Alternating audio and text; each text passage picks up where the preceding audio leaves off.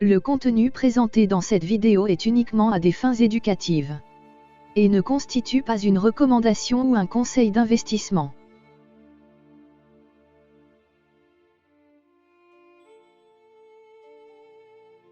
Les intentions de l'auteur sont d'identifier et d'expliquer d'une manière générale 5 spans et 3 théories.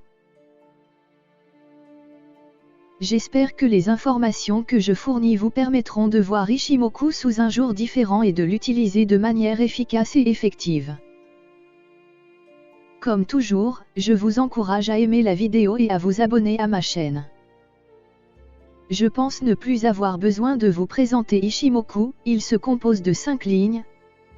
Tenkan, Kijun, Shiku, Sanku Span A et Sanku Span B. L'espace entre SSA et SSB est ce que nous appelons le nuage Okumo. Si je vous demandais de dessiner la structure d'Ishimoku Kinkoyo, alors sûrement la plupart d'entre vous dessineraient un graphique similaire. Mais Osoda dessinerait-il un tracé similaire?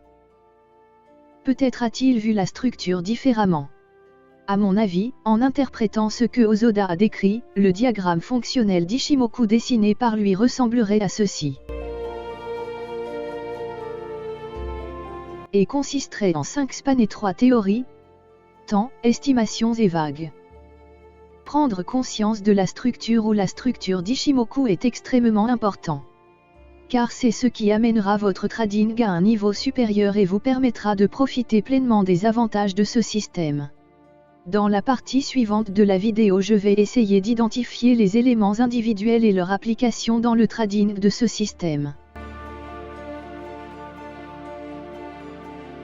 Ishimoku Kinkoyo est couramment traduit par graphique en un coup d'œil. Cette traduction est-elle correcte? À mon avis, non, et cela expliquera pourquoi. Appeler Ishimoku un graphique est trop simpliste. Et c'est parce que graphique n'est qu'un élément de ce système. Les éléments supplémentaires sont le span avancé ou Sanku Span, qui est en avance sur le graphique d'équilibre de 26 périodes. Et le span retardé ou Shiku Span, qui à son tour est décalé dans le passé de 26 périodes. Donc nous pouvons présenter Ishimoku Kinkoyo comme un tableau.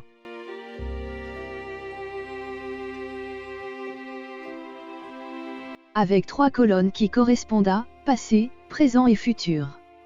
C'est pourquoi Ishimoku Kinkoyo devrait être traduit par le tableau d'équilibre au premier coup d'œil. Je me demande d'où vient cette distorsion, très probablement d'une mauvaise interprétation du mot yo, qui peut être présenté en anglais comme table, graphe, diagramme. Si vous lisez ce que Osoda ou son petit-fils Tetsei ont décrit, vous découvrirez que j'ai raison. Quelques mots sur le mot span. Osoda s'est longtemps demandé comment nommer les estimations horaires clés de son système. Il a utilisé pour cela le mot anglais span, qui signifie la distance entre les deux piliers dans les ponts.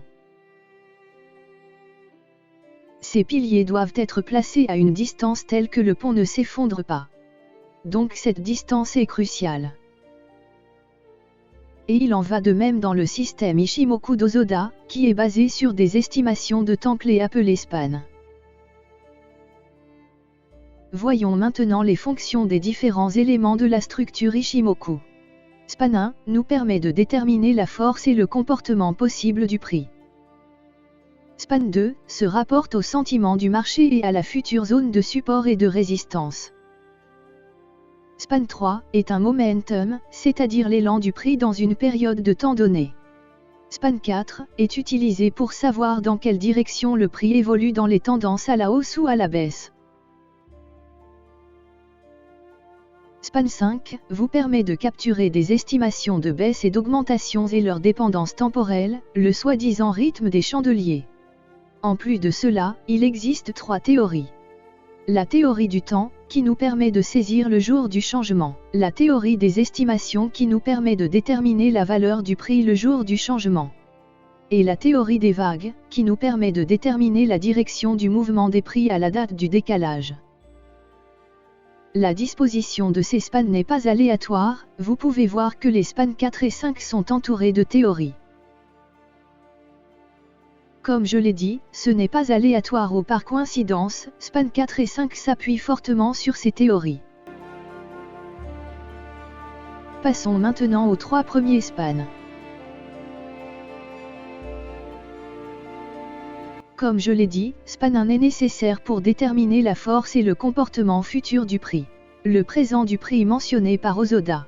On peut donc dire que ce SPAN 1 se rapporte au présent. SPAN 2 nous montre le sentiment du marché et la future zone de support et de résistance. Donc d'une certaine manière cela se rapporte à l'avenir. SPAN 3 montre momentum pour nous, ou l'élan du prix par rapport à son histoire dans le passé. Ces SPAN vous rappellent quelque chose? Oui, c'est le graphique en un seul coup d'œil à première vue. Ou SPAN 1 est le graphique en un seul coup d'œil.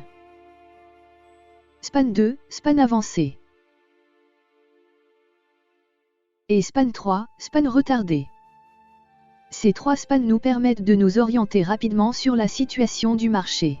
Et d'évaluer dans un premier temps ou plus précisément comment le prix peut se comporter dans le futur.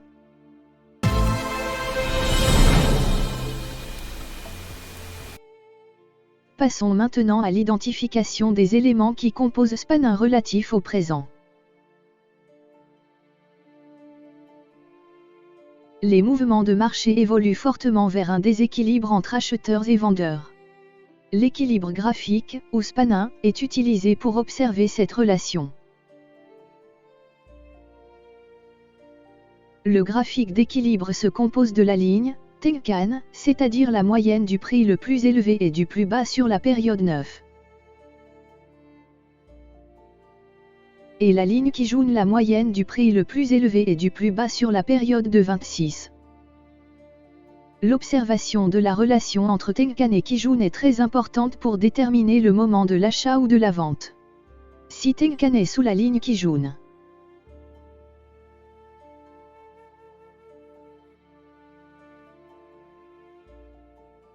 alors nous recherchons des signaux de vente.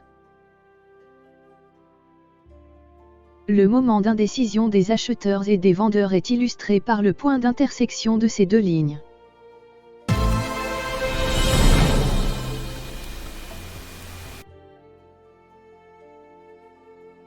À quels éléments devons-nous faire attention lors de l'analyse du graphique, c'est-à-dire SPAN 1?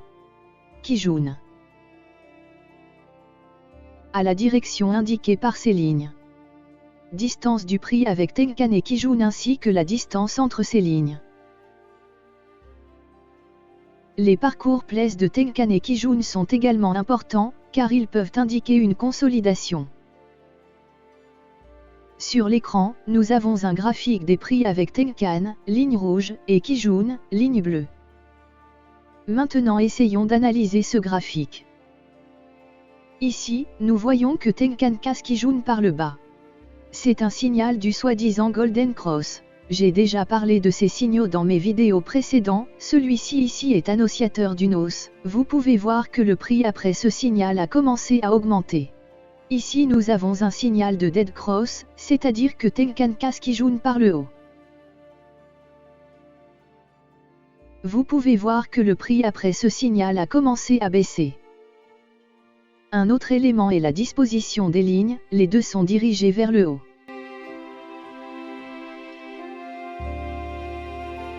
Ainsi que la petite distance qui les sépare, ce qui veut dire qu'on a affaire ici à une tendance forte.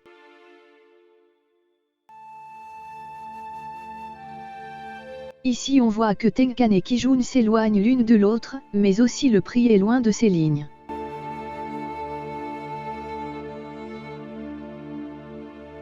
Cela signifie qu'ici nous avons affaire à un gros déséquilibre. Et le prix va maintenant essayer de retrouver cet équilibre. Kijun est le prochain niveau de support.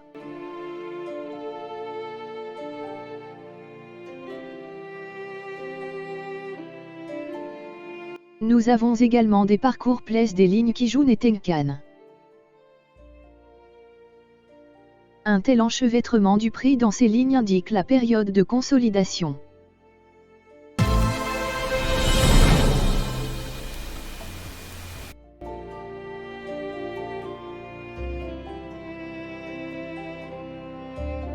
Nous passons à l'explication de Span 2.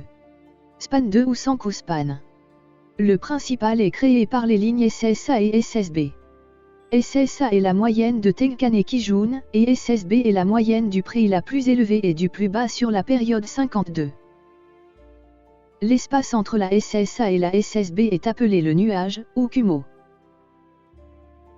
Si la SSA est au-dessus de la SSB, alors nous avons affaire à une hausse du Kumo. Si SSA est au-dessous de SSB, alors c'est un Kumo à la baisse. Ces lignes sont décalées du prix actuel de 26 périodes vers la droite.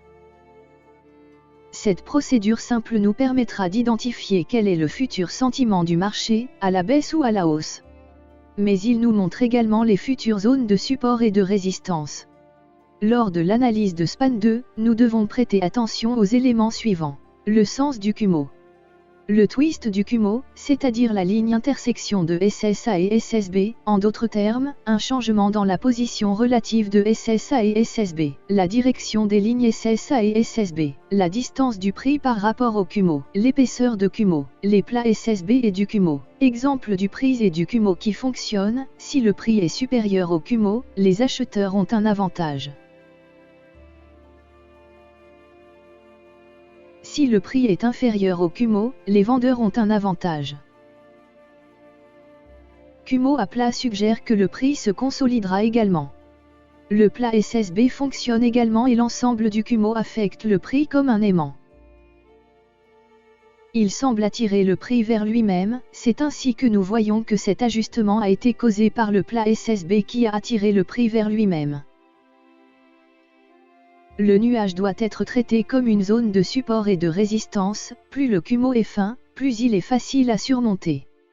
Plus il est épais, plus il est difficile, et ici on peut voir que le prix perd de sa force en cassant les lignes SSA. Le prix commence à osciller autour de SSA et SSB seulement après avoir reconstruit sa force. Le prix est tombé en dessous de SSB. Vous pouvez voir que la percée a été dynamique, le plus souvent, elle se manifeste avec une bougie aussi longue. Aussi, le prix pourrait traverser à nouveau les lignes SSA et revenir dans sa direction précédente. Un élément important est l'intersection des lignes SSA et SSB appelée familièrement twist du Kumo.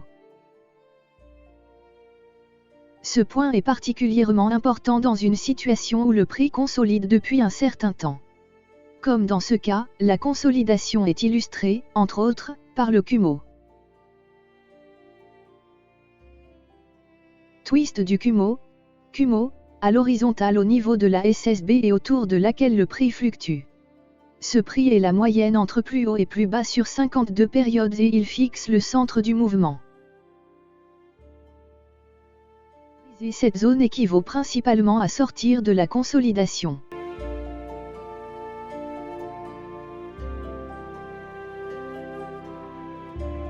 Les plats SSB sont également utiles pour déterminer les niveaux de support et de résistance.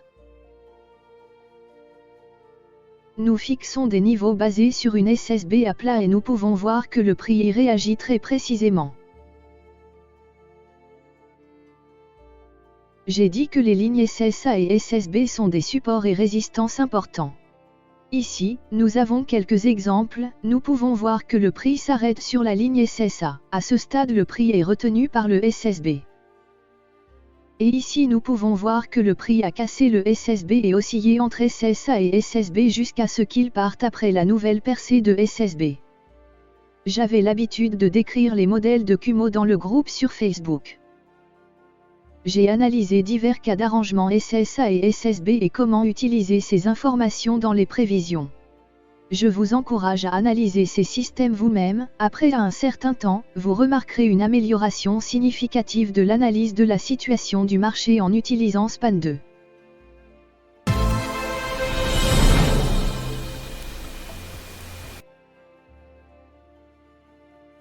Span 3 à côté de Span 5 a été considéré par Osoda comme le plus important span.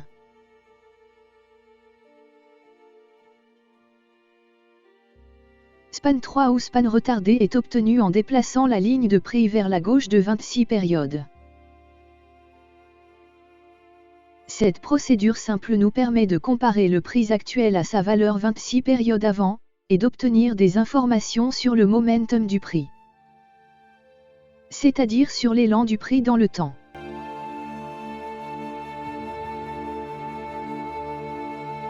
En dessous de Chikou Span.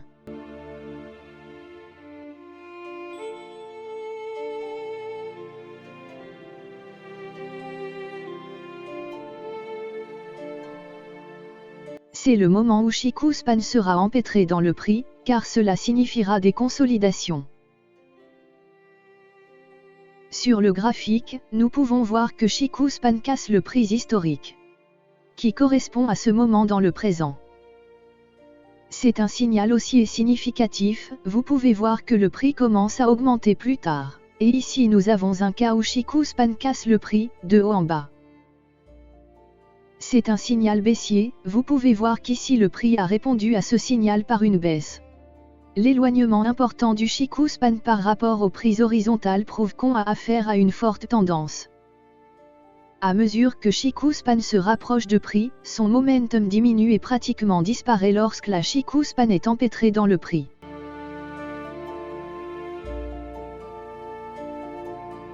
Un moment important dans ce cas est le point de percée de la Chikou Span. Car sur sa base, on peut déterminer le niveau du marché autour duquel le prix va osciller. Ici on peut voir que le niveau du marché a été cassé. Et le prix a atteint le bord inférieur du canal dans lequel ce niveau se déplaçait. Il a ensuite été testé.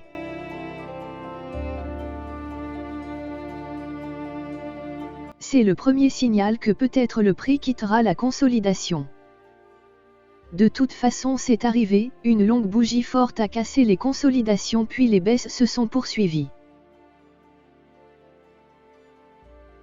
Auparavant j'ai dit qu'il y a aussi de l'espace libre pour la Chikou Span. Nous devons tout de même faire attention à tous les obstacles qui se dressent sur le chemin de Chikou Span.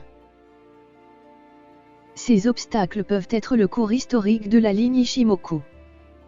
Ici nous pouvons voir que le prix, bien qu'il n'y ait pas de niveau de résistance visible, s'est arrêté et a fait demi-tour. C'est dû au fait que la ligne Chikou Span a rencontré une résistance sous forme de SSA ou Kumo en général, et donc le prix a rebondi ici. Et un autre cas où Chikou Span est arrêté par Kumo et bien le prix s'arrête et sa direction s'inverse.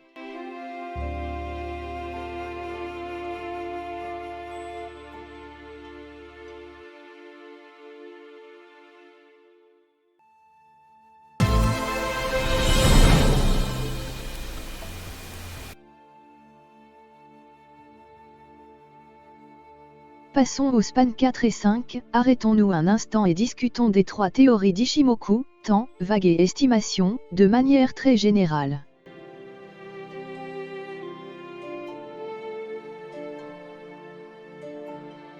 Aujourd'hui, je me concentrerai uniquement sur leurs hypothèses générales. La base de la table d'équilibre est la théorie du temps. Osoda a répété à plusieurs reprises que le temps est plus important que le prix. Il a balbutié que le sujet de la bourse c'est le temps et que les prix suivent en conséquence. Je me souviens que cette déclaration était considérée comme très controversée par mes collègues dans divers groupes Ichimoku.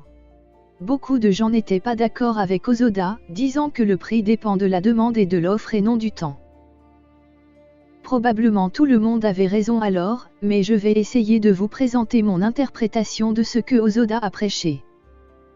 Supposons que quelqu'un vous demande de définir lundi le comportement du prix dans 3 jours. Quel sera le prix ce jour-là?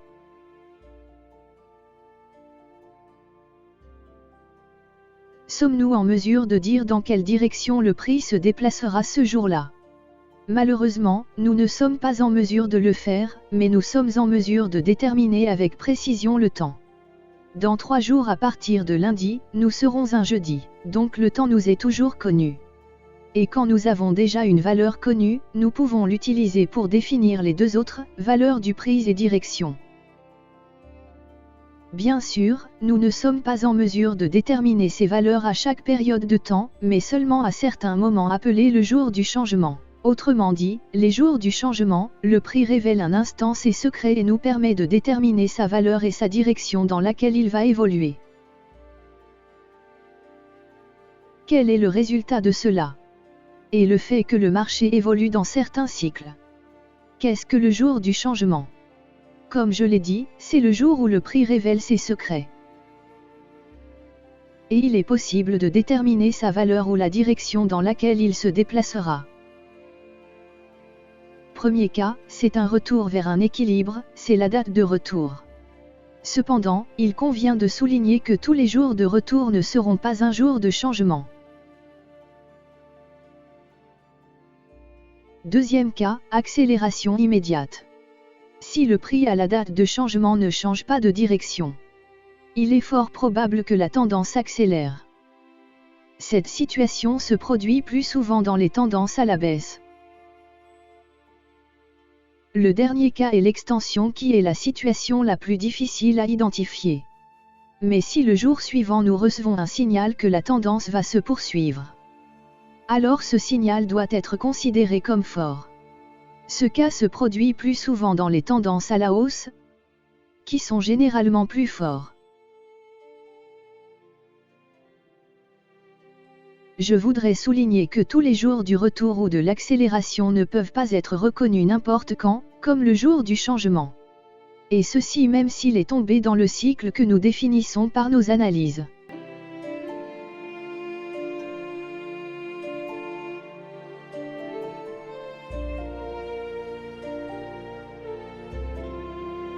Pour déterminer le jour du changement, nous pouvons utiliser des cycles basés sur les nombres de base 9, 17, 26, 33, 42 etc. Ou avec l'utilisation de cycles équivalents, autres que les cycles de base. Je ne développerai pas ce sujet ici, je le montrerai plus tard sur un exemple pratique. La théorie des ondes d'Hosoda par rapport à d'autres théories, comme la théorie d'Elliott est relativement simple. Hosoda croyait que chaque mouvement pouvait être décrit avec 3 vagues. Vague I, vague V et vague N. La vague N est constituée d'un mouvement à 3 vagues. D'autres exemples de mouvements à 3 vagues sont les vagues P, Y et S. L'apparition de ces vagues peut indiquer des mouvements latéraux du prix, c'est-à-dire des consolidations. La théorie du prix, autrement dit le range du prix, permet de déterminer l'amplitude de mouvement 3 vagues si en vague N. L'estimation de mouvement CD est calculée sur la base des estimations de mouvement AB et BC. Sur l'écran j'ai présenté les 4 estimations les plus importantes, V, N, E et NT.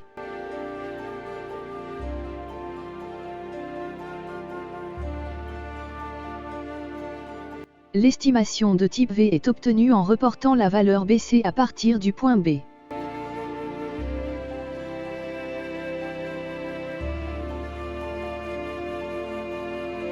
L'estimation N, valeur AB reportée au point C.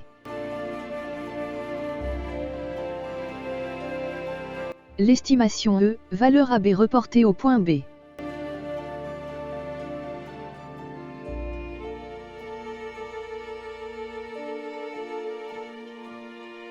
L'estimation NT, valeur AC reportée au point C.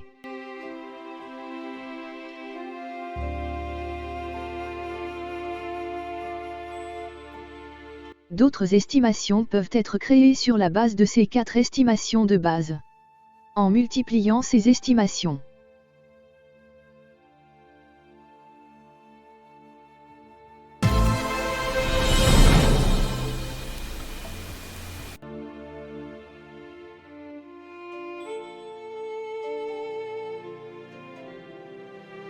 Hosoda a écrit que ces estimations peuvent être multipliées même 8 fois, ou elles peuvent être créées comme des moyennes de 2 estimations. Dans quelle direction vont les tendances à la baisse ou à la hausse?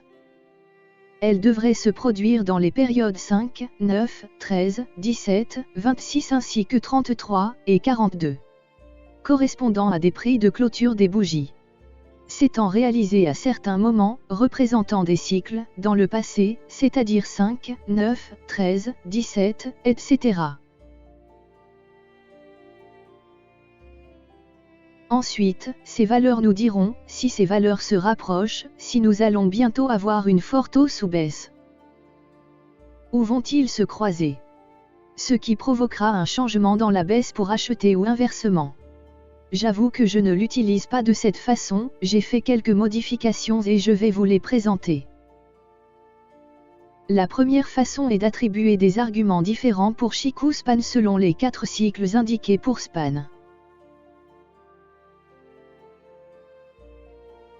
Dans ce tableau, je n'ai utilisé que 3 lignes avec des valeurs 9, 17 et 26.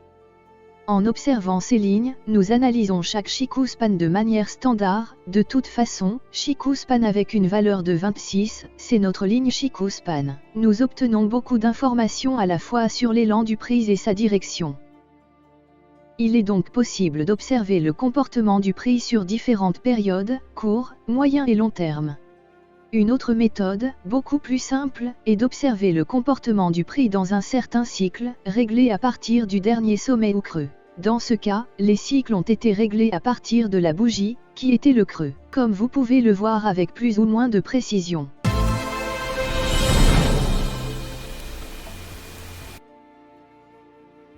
Le span 5 le plus important est défini par le cycle équivalent sur la base de la dernière onde.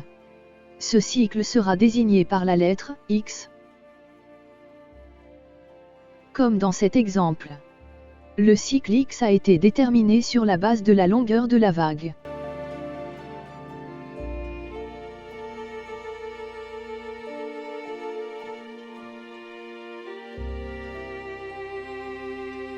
Et la réponse à cette vague doit se produire dans le même cycle de longueur X. Et peut se composer de mouvements à 1, 2 et 3 ondes. La réponse aux vagues, I, peut également être une vague, I, ou une vague, V, ou la vague N. Span 5 est particulièrement utile pour déterminer la direction du prix après le jour du changement. De plus, après l'onde N, nous pouvons nous attendre à de nouvelles augmentations. Par exemple, après l'onde V, nous pouvons nous attendre à des baisses.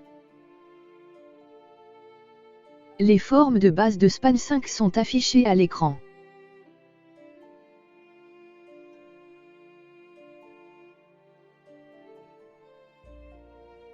Ceci est un schéma du livre, très connu, de Sasaki, qui a complété les formes aux Oda avec des formes supplémentaires liées au mouvement à 4 ondes.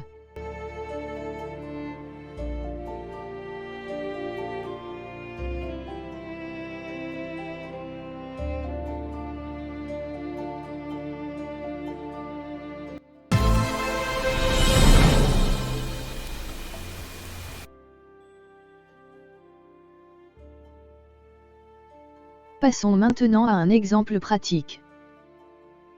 Comment utiliser span et 3 théories dans notre analyse?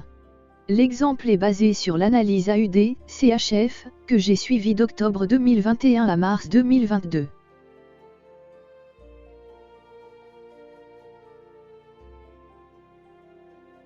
À l'écran, nous voyons une section du graphique. Après avoir atteint ce creux, le prix a changé de direction pour devenir croissant. La dernière bougie a atteint un nouveau sommet. Ce qui indiquerait que les augmentations vont se poursuivre. Suggérant que le prix changera de direction.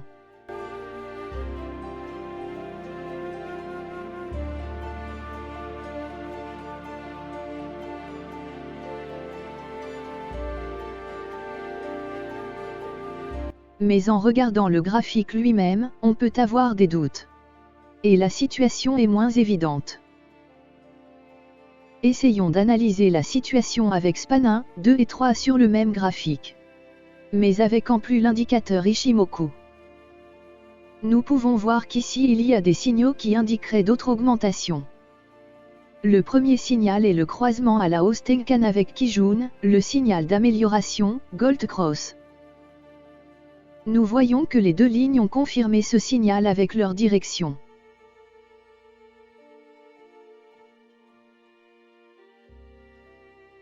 Un autre signal est la ligne Chikou-Span cassant le prix. Et un autre, percée du Kumo par une grande bougie dynamique. Il y a aussi un nuage en hausse. Ces trois signaux sont un signal de 3 rôles d'amélioration de hausse. J'en ai déjà parlé dans mes vidéos. Mais nous avons un dilemme. La hausse va-t-elle se poursuivre? Des inquiétudes découlent du SSB plat, qui peut attirer le prix comme un aimant vers vous.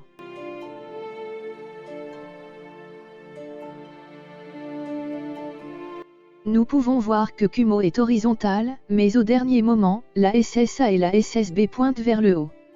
Ce qui peut confirmer de nouvelles augmentations. Chikou-Span étant espace libre, il n'y a pas d'obstacle qui limiterait les augmentations.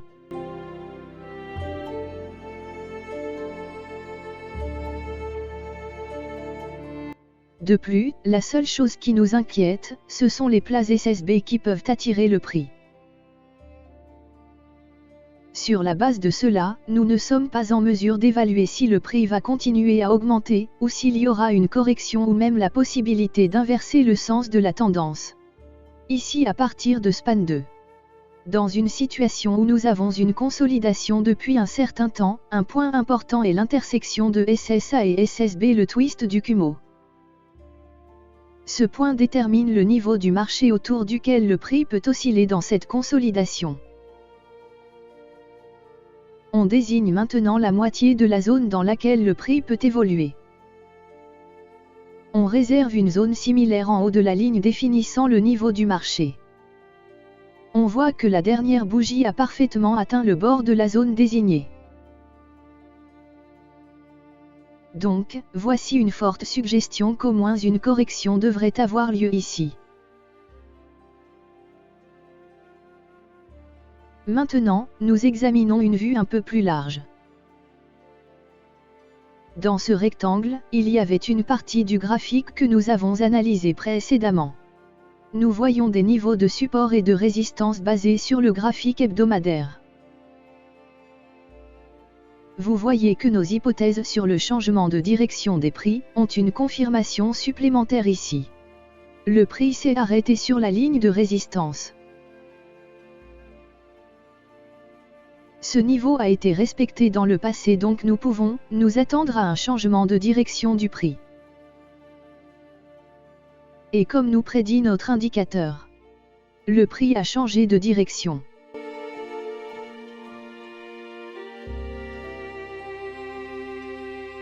Nous pouvons voir que le prix s'est arrêté sur la ligne Kijun.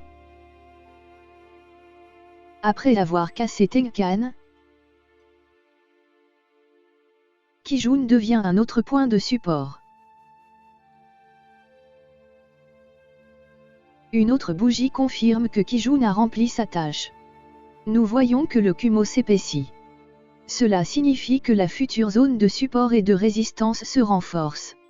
Ce qui m'inquiète, c'est que Kumo est toujours plat. Bien qu'ici la SSA augmente déjà.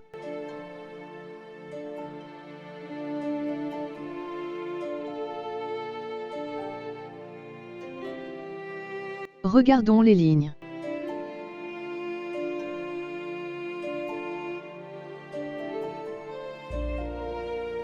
Kijun et Tenkan, vous pouvez voir qu'il y a eu ici un écart significatif par rapport à l'état d'équilibre. La distance entre les lignes a augmenté de manière significative. Cela ne soutient pas la hausse.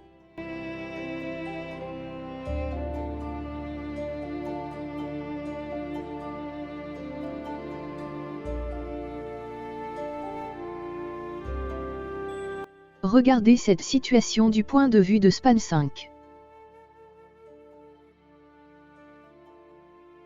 Revenons un peu en arrière. La dernière vague dans ce cas, l'ondaine a duré 36 périodes.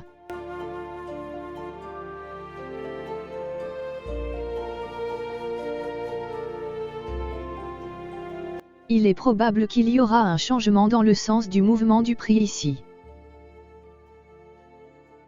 Nous avons ici les ondes.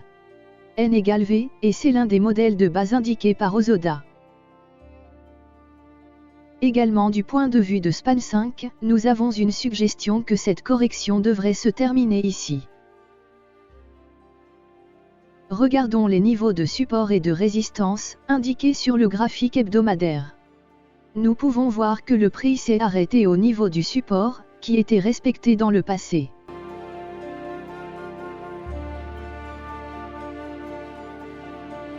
Il est donc très probable que le prix va maintenant augmenter. Jusqu'à présent nous avons défini deux cycles, 26, durée de la première vague I, impulsion à la hausse, et 36 durée de vague V, c'est-à-dire la fin de la correction. Voyons ce qu'il s'est passé ensuite.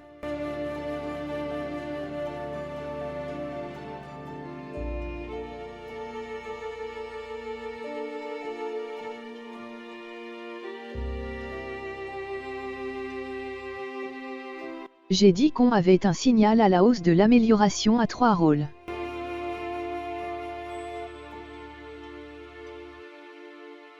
On voit comment Chikou-Span respecte les lignes Ichimoku, ici ça rebondit sur la SSA. Puis SSB, et ici probablement sur le prix.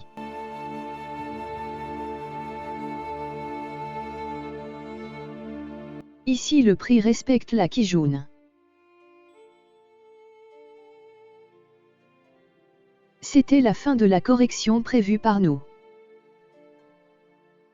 Précédemment j'ai dit que Tenkan et Kijun s'efforçaient de se croiser. Confondues ici, pendant un moment, elles étaient sur la même voie. Ici Tenkan s'est séparé, et sorti au-dessus de Kijun. C'est un signal Golden Cross d'amélioration. En même temps, nous recevons un signal 3 lignes de hausse, c'est-à-dire prix en haut, Tenkan, Kijun, SSA et SSB, c'est l'un des signaux les plus forts.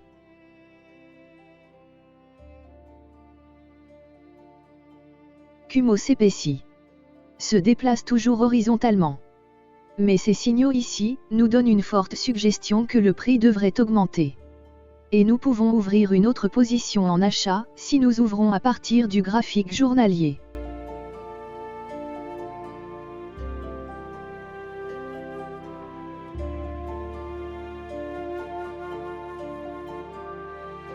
En un rien de temps, le prix n'a pas clôturé en dessous de Tenkan.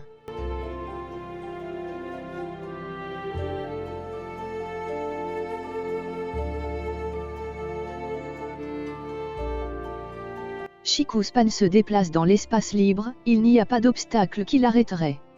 Également le Kumo a enfin commencé à monter, signalant une forte tendance à la hausse.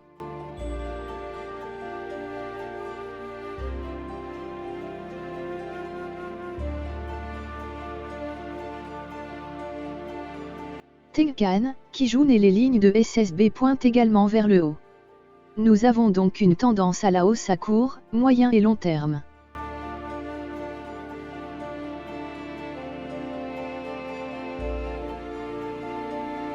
Voyons maintenant où nous devrions nous attendre à ces augmentations. Nous avons marqué le début du cycle 26. Plus tôt, j'ai dit qu'il y a des moments dans le temps appelés le jour du changement, et dans lesquels le prix révèle ses secrets. Vérifions si le moment défini par le cycle 26 peut être considéré comme un jour du changement. Et c'est ainsi que toute la situation nous est présentée.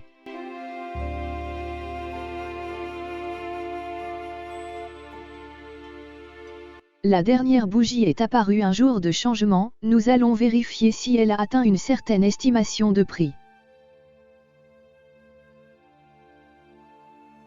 Vous pouvez voir que la bougie a atteint très précisément l'estimation N, c'est-à-dire AB reporté à partir du point C nous donne cette estimation.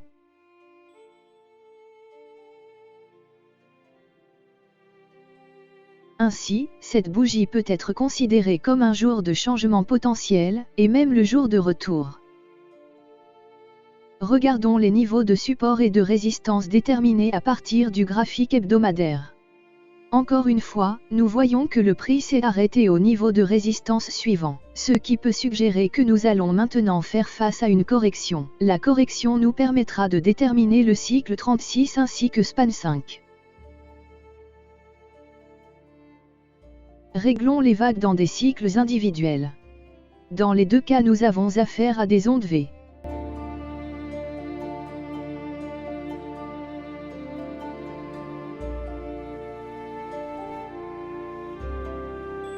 C'est maintenant un moment très probable pour changer de direction, pour les augmentations, et c'est ce qui s'est passé. La fermeture au-dessus de Tenkan a généré le signal 3 lignes.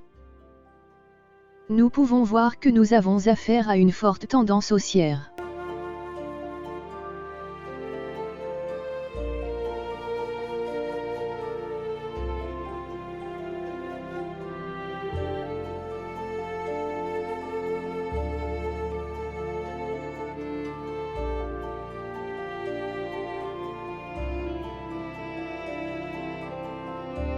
À moyen et long terme. Le nuage montre également des augmentations.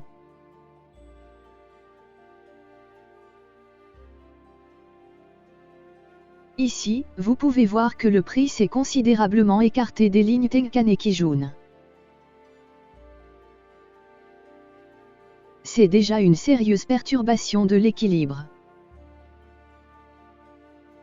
On peut s'attendre à ce que le prix veuille maintenant revenir à cet équilibre dans un proche avenir.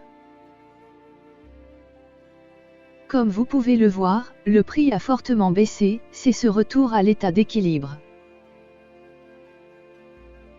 Je soupçonne que la plupart d'entre vous clôtureraient leur position ici. Mais du point de vue des cycles, avec une position proche, il faudrait attendre le cycle 26 ou 36. Là, le span 5 montre que la dernière vague mineure de type N est réalisée. Après quoi on peut désormais s'attendre à un changement de direction.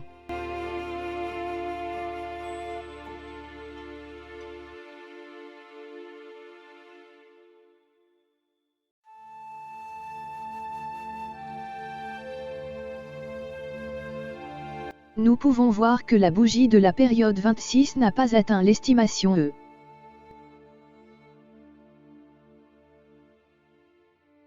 Mais la bougie définie par le cycle de 36 jours a parfaitement atteint cette estimation. Les mouvements de prise antérieurs dus au fait qu'ils ne sont pas tombés dans les cycles spécifiés par nous n'ont pas été pris en compte car LCE ainsi que le jour du changement a été déterminé.